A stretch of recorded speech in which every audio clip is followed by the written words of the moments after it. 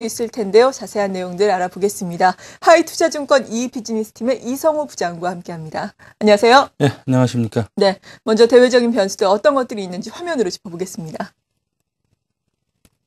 첫 번째는 환율이 되겠습니다. 어제 오늘 일본 중앙은행이 통화정책회의를 열고 있는데요. 오늘 오후 약 1시 정도에 이 결과가 발표되지 않을까 지금 예상이 되고 있습니다. 환율 앞으로 어떻게 봐야 되겠습니까? 그렇죠. 이제 어제와 오늘 열리죠. 이제 어저께 통화정책회의 첫날이었는데요. 네. 정책 발표가 나오기도 전에 이미 달러 엔 거래에서 차익성 매물이 쏟아져 나오면서 엔화가 강세를 보였고 원화는 이제 그 약세로 돌아섰습니다. 그러면서 어저께 원달러 환율이 5.9원이 급등한 1062.9원으로 마감해서 7일 만에 1060선에 진입을 했고요. 지금 현재도 원화는 환율이 올라가고 있습니다. 원화 약세죠. 1.3원이 올라가는 그런 상황인데요. 일단 오늘 뱅크 오브 재팬, 일본 중앙은행의 발표가 시장 예상대로 나오든 또는 기대치에 미치지 못하든 간에 엔화가 더 약세로 이어지긴 좀 어려울 것이다라고 그렇게 볼 수가 있습니다. 물론 현재 0% 정도에서 왔다 갔다 하고 있는 일본의 소비자 물가 상승률이 2%가 될 때까지 지속적으로 뱅크 오브 재팬, 일본 중앙은행이 무제한 금융 완화에 나섰고 고용 확대까지 책임을 져야 된다는 그 아베 총리의 지론에 따르면 앞으로도 일본의 자금 풀기 그리고 엔 약세 유도는 계속될 가능성이 높다고 봐야 되는데요. 그러나 이게 일본 혼자만의 문제는 아니죠. 국제사회의 반발이 상당히 커지고 있다라는 건데 일본의 그 공격적인 통화정책에 대해서 라가르드 IMF 총재도 우려의 목소리를 냈고요. 독일의 쇼이블레 재무장관도 상당히 강경하게 비판을 했고 중국도 좀 비판의 목소리가 나오고 있고 미국 같은 경우도 자동차 업계를 중심으로 오바마 대통령한테 어떤 정책적인 대응을 좀 요구하고 있는 그런 상황입니다. 엔화의 약세 요인은 뭐 어느 정도 좀 계속될 수 있다라고 그렇게 볼 수가 있지만은 또 워낙 빠른 속도로 엔화 약세가 진행된 데 따라서 엔화 약세 포지션에 대한 배팅도 줄어들고 있다. 그러니까 반대 포지션이 늘어나고 있다라는 그런 얘기도 나오고 있고요. 그렇기 때문에 당분간 엔달러 환율은 90엔 선을 넘기가 좀 힘들지 않겠느냐 그런 전망입니다. 네, 그러니까 엔화 약세의 기조는 물론 이어가겠지만 지금은 엔화 약세의 기조가 급격하게 단행된 측면이 없지 않아 있었는데 이 속도는 좀 둔화가 될 것이다 라고 말씀해 주셨습니다. 두 번째 키워드 이어서 알아봅니다. 외국인의 매도입니다. 두 번째 키워드 외국인의 매도인데요. 자, 그렇다면 외국인의 누적 순매도 규모가 지금 커지고 있는 상황인데 어제도 1,800억 원 넘게 나왔거든요. 이러한 부분들을 어떻게 봐야 될까요? 그렇죠. 뭐 어저께 1,837억 매도하고 그러면서 이제 1월 11일 이후에 외국인들의 매도가 6,900억에 육박을 했습니다.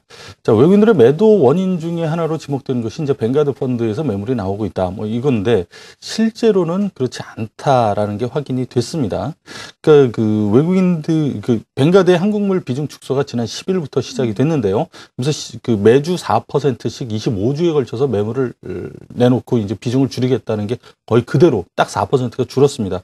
금액으로 보면 4,800억 정도 됩니다. 근데 같은 기간에 외국인들 매도가 4,206억이 출회가 되면서 얼핏 보면은 좀 그렇게 그 비슷한 규모다라고 그렇게 보이는데 근데 뱅가드 매물은 보통 봤을 때 종목에 대한 매도로 이제 나온다든가 또는 비차익으로 나올 가능성이 높거든요. 그러니까 선물과 연계된 차익으로 뱅가드 매물이 나오지는 않는다라는 거죠.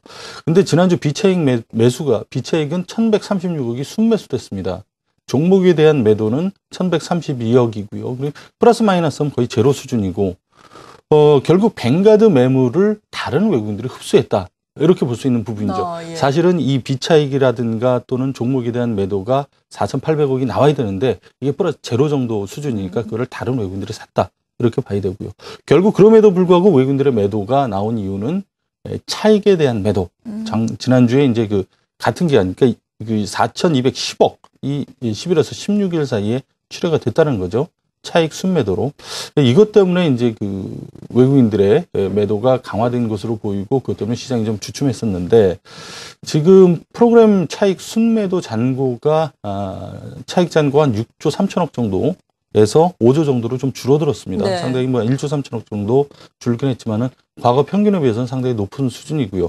앞으로 시장에서는 한 5천억 정도의 프로그램 매도가 나올 수 있다라고 그렇게 보고 있습니다. 외국인들에 의한 프로그램 매도죠. 이렇게 된다면 한 일주일 정도면 5천억 정도는 어느 정도 소진이 될 수 있을 걸로 보이고요. 이 물량만 해소가 된다면은 앞으로도 시장은 좀 안정을 찾을 수 있지 않을까라고 그렇게 전망을 해볼 수가 있습니다. 한 가지만 덧붙이면 네. 말이죠. 지난주에 그 화요일 날하고 수요일 날 외국인들의 비차익 매도가 좀 많이 나왔습니다. 그렇죠. 그게 이제 뱅가드 물량이 아닌가 추정이 되는 부분이고요. 맞아요. 그래서 이야기가 많이 나오고 있죠. 예, 보통 외국인들은 목요일에서 수요일까지 이렇게 좀 끊거든요. 예. 그래서 화요일, 수요일 날 많이 나온 거로 보이는데 그렇기 때문에 오늘 외국인들의 비차익 물량이 많이 나오는지 요거를 좀 주의 깊게 보시는 것도 그러면서 시장 대응하시는 것도 좋지 않을까라고 생각을 합니다. 한 주 갖고는 알 수가 없지만은 네. 이번 주에도 뭐 그럴 가능성이 있으니까 관심만 가지실 필요 있다 생각합니다. 네, 이렇게 우리가 키워드를 통해서 환율과 그리고 외국인의 매도에 대해서 자세한 내용을 알아봤는데 물론 앞서 말씀해 주신 것처럼 달러화에 대한 원화 환율이 지금 다시 1,060원대로 올라섰다고는 하지만 원화 강세 기조는 계속해서 유지가 되고 있는 거거든요.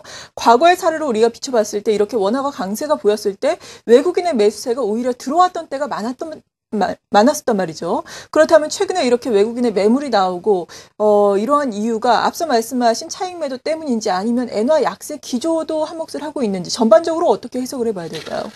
일단은 엔화 달러화가 지금 말씀하신 대로 원달러 환율이 이렇게 떨어질 때, 즉 원화가 강세를 보일 때 항상 시장은 좋았었습니다. 그렇죠. 대부분 이 환율이라는 것은 그 나라의 주가와 같은 것이다라고 그렇게 보기 때문에 수출이 잘 돼서 기업들이 돈을 벌고 우리 경제가 좋으니까 외국인들 돈들도 들어오고 그게 달러로 들어오는 거 아닙니까?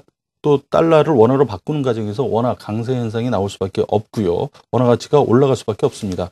결국 이제 주식회사 대한민국의 주가가 올라가는 것과 마찬가지다라고 볼 수가 있고요.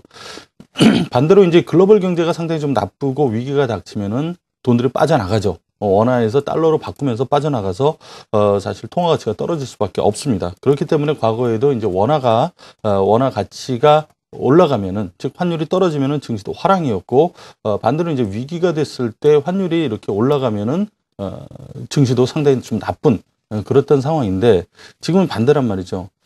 사실 원화 가치가 오르면은 수출 기업들의 이익이 훼손돼서 주가가 떨어지기보다는 오히려 수출 기업들이 돈을 많이 벌기 때문에 원화 가치가 올라가는, 즉 환율이 떨어지는 그런 효과가 많이 있었는데 반대로 지금은 이 원화 가치가 올라가는 게 국내 경기가 좋고 수출이 잘 돼서 올라간다면 상관이 없는데 아시다시피 내수 경기도 상당히 좀 위축돼 있고요. 그렇죠. 수출도 뭐 그렇게 좋다라고 얘기하기에는 좀 부족한 부분이 많지 않습니까? 그럼에도 불구하고 최근에 원화 가치가 이렇게 올라가는 것은 좀 비정상적으로 원화 가치가 좀 낮았었거든요, 사실. 그것들이 좀 어느 정도 자리를 잡아가는 것이다라고 그렇게 볼 수가 있고요. 그렇기 때문에 이런 것들이 과거 원화 상승 시에 외국인들이 들어오는 그런 게 아니라는 거죠. 경기가 결국 좋지 못하기 때문이고, 그렇기 때문에 증시가 힘을 받지 못하고 있고요. 그렇지만 뭐 앞서 말씀드린 대로 방향성은 조금 더 진행이 될 수 있습니다. 원고 엔저가 진행이 될 수 있지만은 당분간 지금의 그 어떤 숨고르기가 상당히 너무 급히 왔다는 거죠. 그렇죠. 그 숨고르기가 진행이 어느 정도 될 수 있는 만큼 증시도 좀 안정을 찾을 가능성이 상당히 높다라고 그렇게 볼 수가 있습니다. 네, 좀 기대를 해봐야 되겠습니다. 하이투자증권 이비즈니스팀의 이성호 부장이었습니다. 고맙습니다. 네, 감사합니다.